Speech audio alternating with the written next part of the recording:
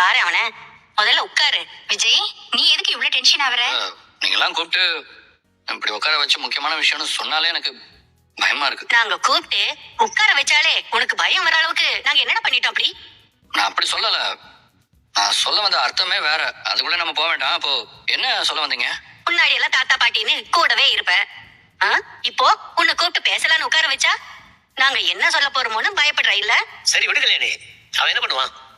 அவனும் மாட்டிக்கிட்டு தான் முடிக்கிறான். அவனை நம்ம புரிஞ்சுக்கணும்ல. தாத்தா தாத்தா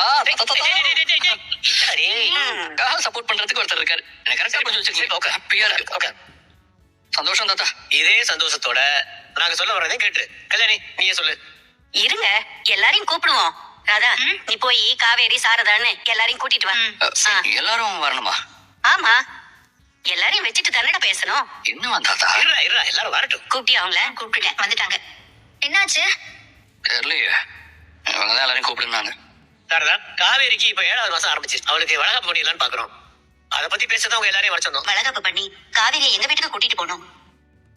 நாங்களே இங்க இருக்கும்போது எப்படின்னு யோசிச்சு இந்த மாசம் சொந்தக்காரங்களை கூப்பிட்டு வளகாப்பு பண்ணிடலாம். ஆமா அத்த, வீட்டுக்கு கூட்டு போறதெல்லாம் அப்புறமா யோசிக்கலாம். 9வது மாசத்துல கூட ஒரு வாரம் கூட்டு போங்க. அதெல்லாம் ஒரு பிரச்சனையும் இல்ல. இப்போதைக்கு தாத்தா பாட்டி சொல்ற மாதிரி இந்த மாசமே அவளுக்கு வளகாப்பு பண்ணிடலாம். இல்ல, நான் என்ன சொல்ல வரேன்னா, காவேரி நீ பேசாம இவங்க எல்லாம் பேசட்டும். என்ன சாரதா, உனக்கு சம்மதம் தானே? பெரியவங்க எல்லாம் சேர்ந்து ஒரு முடிவு எடுக்கிறீங்க. நான் என்ன சொல்ல போறேன்? காவேரிக்கு இந்த மாசமே வளகாப்பு பண்ணிடலாம். வர 15ஆம் தேதி நாள் ரொம்ப நல்லா இருக்கு.